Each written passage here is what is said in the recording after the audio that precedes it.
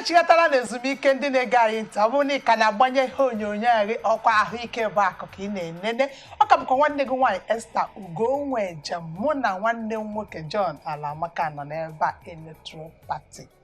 Ọ nwere ajụjụ njiri tupu ya ga ezumike isi na carrot bụ a crossbreeding plant. So kedu ihe ị nwere kọwara ya ofuma tụrie ebe ndị na-ege anyị ntị ga-esi ghọta ya ofuma ọ pụtaziri na onwe ihe ọ na-enye n'ahụ. Ọ bụrụ na nwere ife ọ na-enye n'ahụ. Okay. Mana onye ife ọ na-akpọ binders, starch bụ a binder, ọ na-bind the things together. Okay. Carrot, because no bụrụ natural thing, only starch. And the nutrient, the benefit I need to see with any that carrot nowhere, or do as much. Okay. So you can take it so much to be getting with some benefit from it. Okay. Yeah, but the sad is that starch in the that starch now cause what problem on its own. The starch will be problem on cause on its own, and the other things will get their own nutrient. Okay. So na carrot don't want at all, but or as much as people spread the news. Okay. Or do much. Okay. For papa, they need to carry starch. Carry carrot. Okay. You get that enough papa, you want more than what you get from carrot. So now, I in your bed all those things. You have like ginger they useful. Okay? Yeah, all very useful. Yeah. At the same time, only high level starch. Exactly. Because after I beg across somebody saying I want to go to ginger, you don't take it much. Yeah, when you able bribo.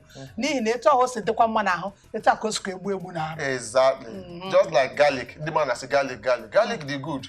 But if I want to go around the Mmadụ na garlic I got through your heart to reach up all those cholesterol. May your cholesterol level be normal or low. Yeah. But if I go around the Mmadụ, the membrane of the arteries, the garlic acid liquid the membrane.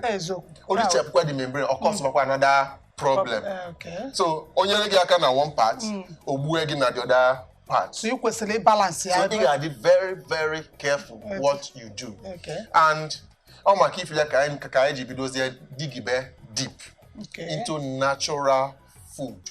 Okay. Anyway, two types. One you will tell garlic and the Mmadụ na ose with very good benefits. Obuna na puna asimu ki na big eji we puna. Ngaso hanye mo se nyem chako. Unyi. With these two things, I can withstand any sickness, any disease, any problem, anytime, any day. Because all the natural things bondo. You will also now, tincture. Tincture. Go so milli. Get Jimmy where okay. I acquire with that thing. So no man, I don't natural thing the man they use every day. Okay, with the powder. You can use the one of the same thing. More than the powder. You will move it like the chain memory. Like this now. It is now going to go this now. Can also. If we just with it, look at 1 teaspoon. Video with 1 teaspoon. Teaspoon. Just 1 teaspoon. Chain and the middle of the stir. That's a million hana. That's why now well. 1, okay, you get energy. 2, your blood circulation already increased and better.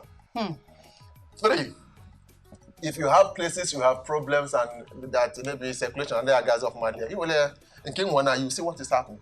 One patient was toilet. I was not more. Yeah, just this one.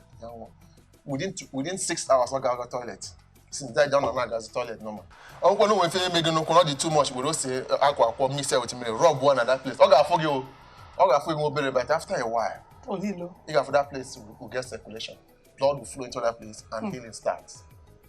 A lot of things. Also, natural food. Kedukwa munde awepose kedukwa munde nri dịgasị natural dịka Chineke siri kee nke pụrụ ịgwọ mmadụ ọrịa biko na nkeji nchu ahụ dị ụgwọ dị ojo pọpọ Ojo. Akwụkwọ ya ka mkpụrụ ya. Ife niile dị n'ojo dị good. Ihe niile dị na pọpọ. Ma osisi ya. Ma nwe ndị na-akpọ ya une n'ezi. Dị ka ndị Anambra na-akpọ ya une n'ezi. Okay. Ndị Ịla, abụ onye Ịla, anyị na-akpọ ya ojo. Pọpọ, ndị oyibo na-akpọ ya karika papaya. Mkpụrụ ojo bụ ọgwụ. Ojo n'onwe ya ọgwụ. Nke chara acha ọgwụ. Nke na-echara acha ọgwụ. Mkpụrụ ya nọ n'ime ekwan. Ọgwụ. Mkpa akwụkwọ ya ọgwụ. Ọ bụghị na ya typhoid ka ọ bụ niile. Kparịa ojo. O nwere nke ndị oyibo na-akpọkwa ife bụ Momodica Sharianta. Amanụkwa na-akpọ ya ejiri ka ndị Yoruba na-akpọ ya. Ejiri. Ịkpali akwụkwọ ojo na kpali ya ejiri fụọ ya ma typhoid ma niile. La ya 3 days ụtụtụ n'abalị 3 days typhoid ana. Ojo n'onwe chara acha ị na-ata ya very well. Ọ ga-enye gị vitamin C, ọ ga-enye gị vitamin A, ọ ga-enye so many other minerals in the body. Ka ihe na-achọzi. Then ejezi na mkpụrụ dị n'ime ya. Oh God. Anyị na-egbu ọgwụ. Ma nke ndị chara acha sef peel azụ ya off, jaa ya bụ mkpụrụ anyị niile, soak na mmiri for 5 days, 3 to 5 days. Ṅụọ ya, ị ga-afụ fenye ya n'arụ gị. Mkpa akwụkwọ Joseph were ya like this. Sacha ya wụpụsa. Then nke fọ ya afọ ka ọ bụ soak ya na mmiri. Ṅụọ the thing. Will build your immune system back. Ozugbo. Yes, ndị nwe prostate na-achị mkpụ prostate nke n'abalị were ojo taa ojo ka ọ were mkpa akwụkwọ ya. Imise na mmiri soak ya for some time. Ndị ịma na kwuo prostrate o nwere ike ọ bụrụ na o nwere onye aghọtachaghị ihe na-asụ ihe sụrụ n'oyibo aha ya bụ onye enweghị ike ịtụba nwaanyị ime ya ihe na-akọwa ewekwe n'iwe ihe na-akọwata ka aghọta ịma na onye agara maka ịsụrụ. Prostate bụ nsogbu ụmụ nwoke na-enwekarị. Ọ na-adị n'etiti ifenebụ ya urethra. Ebe mmiri na sperm na-aga. Ọ bụ na ọ dị problem, onwe nsogbu ọza, onwe infection ọza, and ka ọ na-azakwa na close that pipe mmiri nwa mmiri na-aga na sperm na-aga.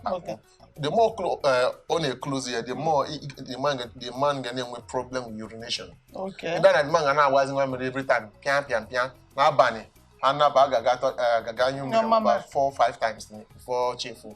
Sometimes inyu nwa mmiri abụrụ problem to them. You got for some people when I knew them, I can try. I can know there 10-20 minutes. I finish with. All because now we challenge their prostate on a four. Yeah, but na will prostate enlargement. Ina tara nojo of uma. Now, in fact, need all this natural food. Yeah, figure me. Obro nke go come. Because what to more of this natural food. But to cool for daka. Nande mmadụ ya achọ ka ha mata ya. Ka mata natural food. Ọbụgodo ịnọ ma ọ bụ ise nye anyị. Ya nyere anyị aka. Okay, ka anyị kwuo okwu ifere bụ akpụ, cassava. Ịma ndị be ndị emebe ụtara akpụ. A na-emekwa garị. Garị ọcha and garị uke. Ndị anị obodo ndị Yoruba na-eme ifere bụ sawad garị. Ijebu garị. Anyị nwere different types of food. Onwe ndị ejikwa emebe abacha. Onwe ndị eji emebe ifere bụ kapioka. So many things anyị ji akpụ eme.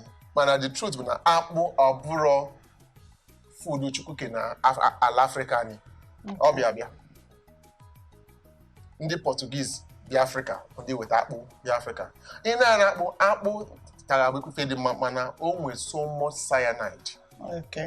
Cyanide bụ a chemical that causes problem with the human reasoning, human brain. Yeah, that some people nearly akpụ afọ. Enough are radically violent. Sometimes they can reason it very, very well. So can help kwesịrị ime ka ọ bụrụ nne ga-abala anyị uru mana tupu ịza ajụjụ a ka anyị gakwuru obere ezumike nwa.